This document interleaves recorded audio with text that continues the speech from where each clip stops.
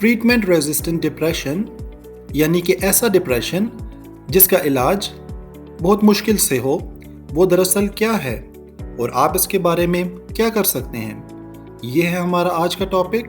और इसके साथ मैं हूँ राजा शोएब। अगर आप चाहते हैं कि आप हमारी कोई भी वीडियो मिस न करें तो नीचे दिया गया सब्सक्राइब का बटन और बेल आइकन का बटन दबाइए ताकि आप हमारी हर आने वाली वीडियो से बाखबर रह सकें। कोई भी डिप्रेशन उस वक्त ट्रीटमेंट रेजिस्टेंट डिप्रेशन कहलाता है जब दो मुख्तलिफ एंटी डिप्रेसेंट अद्वियात के 6 हफ्ते के ट्रायल के बावजूद उसमें कोई खातिर ख्वाह बेहतरी ना आई हो। मिसाल के तौर पे आपने 6 हफ्ते तक एक एंटी डिप्रेसेंट का इस्तेमाल किया, लेकिन उससे आपके डिप्रेशन में कोई खातिर ख्वाह बेहतरी ना आई, तो फिर आपने दूसरी एंटी डिप्रेसेंट का इस्तेमाल भी 6 हफ्ते तक किया, लेकिन उसके बावजूद आपके डिप्रेशन में कोई बेहतरी ना आई, तो इस सूरत में डिप्रेशन ट्रीटमेंट रेजिस्टेंट यानी कि मुश्किल से ठीक होने वाला डिप्रेशन कहलाएगा। लेकिन यहाँ पर एक बात जहन में रखना बहुत ज़रूरी है कि दवाई की मिकदार मैक्सिमम थेरेप्यूटिक डोज तक होना लाजमी है।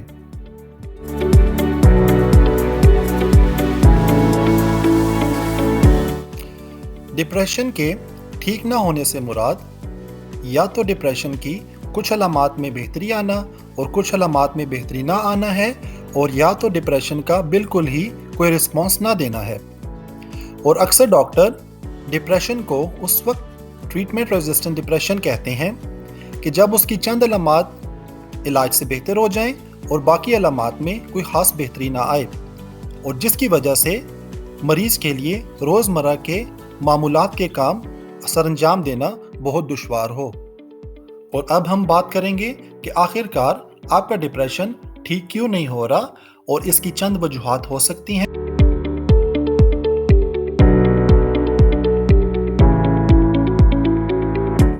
नंबर 1, हो सकता है कि आपका डिप्रेशन यूनिपोलर डिप्रेशन की बजाय बाइपोलर डिप्रेशन हो।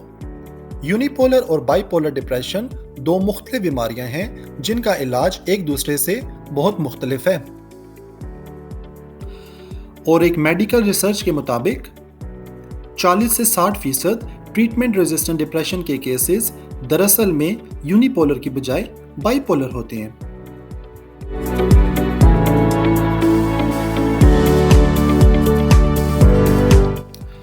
और दूसरी अहम वजह चंद मेडिकल बीमारियां भी हो सकती हैं जिसकी वजह से आपका डिप्रेशन ठीक नहीं हो रहा।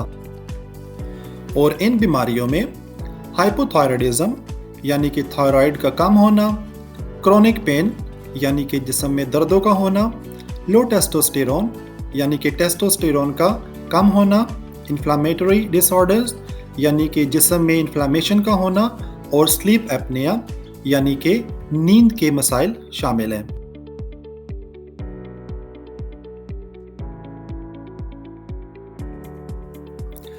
और अब हम बात करेंगे कि ट्रीटमेंट रेजिस्टेंट डिप्रेशन के इलाज के लिए हमारे पास कौन से ऑप्शंस मौजूद हैं।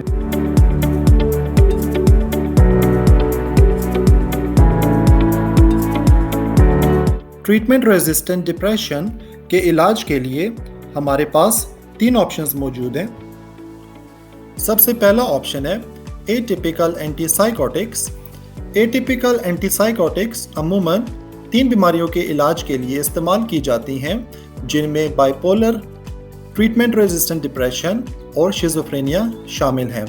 इसके अलावा डॉक्टर इनको ऑफ लेबल भी प्रिस्क्राइब कर सकते हैं। चंद मशहूर एटिपिकल एंटीसाइकोटिक्स के नाम हैं एबिलिफाई, रिस्पेरिडोल, सेरिक्वेल और ज़ाइप्रेक्सा। एटिपिकल एंटीसाइकोटिक्स बहुत ही स्ट्रॉन्ग किस्म की मेडिकेशंस हैं जो कि बाइपोलर डिसऑर्डर, शिज़ोफ्रेनिया और ट्रीटमेंट रेजिस्टेंट डिप्रेशन के लिए इस्तेमाल की जाती हैं। इसके अलावा डॉक्टर इनको ऑफ लेबल भी इस्तेमाल कर सकते हैं। ट्रीटमेंट रेजिस्टेंट डिप्रेशन के इलाज के लिए FDA ने 4 दवाइयों के नाम अप्रूव किए हैं, जिनमें एबिलिफाई, सेरिक्वेल, ज़ायप्रेक्सा और रिक्सल्टी शामिल हैं।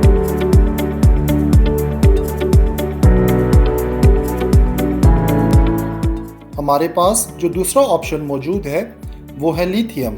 लिथियम अमूमन बाइपोलर डिसऑर्डर के इलाज के लिए इस्तेमाल किया जाता है।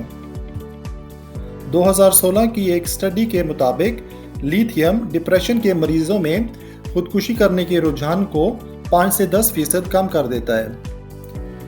इसलिए लिथियम को ट्रीटमेंट रेजिस्टेंट डिप्रेशन के इलाज के लिए भी रिकमेंड किया जाता है।